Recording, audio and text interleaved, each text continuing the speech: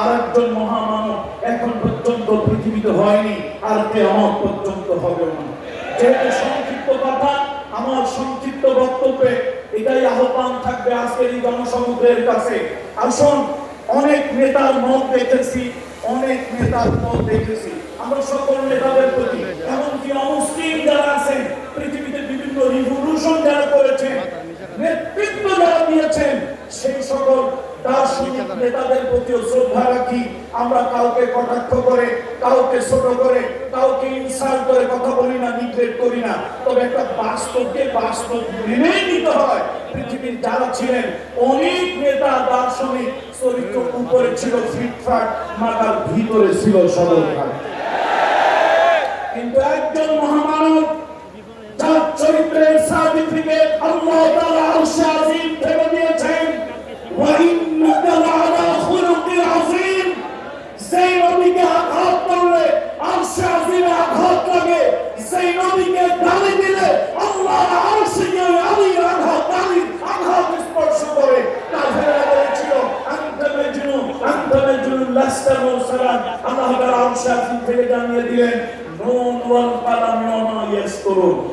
কাফেররা বলেছিল লাস্তা মুরসালান, আল্লাহ জানিয়ে দিলেন ইয়াসিন ইন্নাকা ওয়াল কুরআনিল হাকীম ইন্নাকা লামিনাল মুরসালিন। মুহাম্মদ রাসূলুল্লাহ সাল্লাল্লাহু আলাইহি ওয়াসাল্লাম তিনি সাদা কালোর ব্যবধান দূর করার জন্য, তিনি ধনী গরিবের বৈষম্য দূর করার জন্য, তিনি সমাজের নির্যাতিত নিগৃহীত মানবতার জন্য তিনি যা করেছেন পৃথিবীতে কেউ এমনটি করতে পারবে না। তিনি মদিনার রাষ্ট্রনায়ক হলেন, তিনি মদিনার রাষ্ট্রপতি হলেন।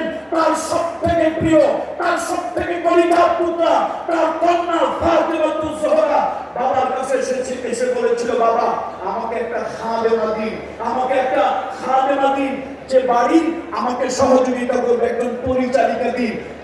রাসূল আকরাম সাল্লাল্লাহু আলাইহি ওয়াসাল্লাম বলেছিল, মা আমি তো শুধু মসজিদে নববীর ইমাম নই, আমি তো শুধু নবী নই, আমি মদিনার বাদশা, মদিনার পরিচালক।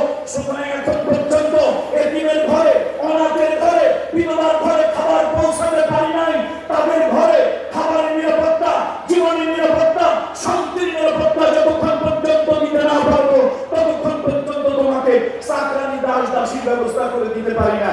শিক্ষা নেন, কত নেতা নেত্রী এলো আর গেল, মাঝখানে সুইস ব্যাংকের টাকার পাহাড়ের উচ্চতা বেড়ে গেল। কিছু তো এমন আছে পারলে গোটা দেশটাই কিনে খেয়ে ফেলে। সর্বশেষ আমার বক্তব্য থাকবে, যে নেতা 40 বছরের দায়িত্ব প্রাপ্ত হওয়ার আগে থেকেই এবং পরে কোনোদিন কোনো মিথ্যা, কোনো অসংলগ্ন, কোনো দৃষ্টিগোচর কথা যিনি বলেননি। আসুন, পৃথিবীতে মানতে যদি হয়, জানতে যদি হয়, অনুসরণ করতে যদি হয়, পৃথিবী যদি সাজাতে চাই, এই অশান্ত পৃথিবীকে যদি শান্তিময় করতে চাই, কোন নেতা, কোন নেত্রী, কোন ব্যক্তির আদর্শ নিয়ে নয়, মানবতার মহান বন্ধু, মানবতার মহান শিক্ষক মুহাম্মদ রাসূলুল্লাহ সাল্লাল্লাহু আলাইহি ওয়াসাল্লাম তার আদর্শ দিয়ে পৃথিবী সুশোভিত হোক, সৌন্দর্যমণ্ডিত হোক। তাম পৃথিবীতে জাতি, ধর্ম, বর্ণ নির্বিশেষে শান্তির সুবাতাস বয়ে যাক, এই প্রত্যাশা রেখে আয়োজকদেরকে হৃদয় থেকে উষ্ণ অভিনন্দন।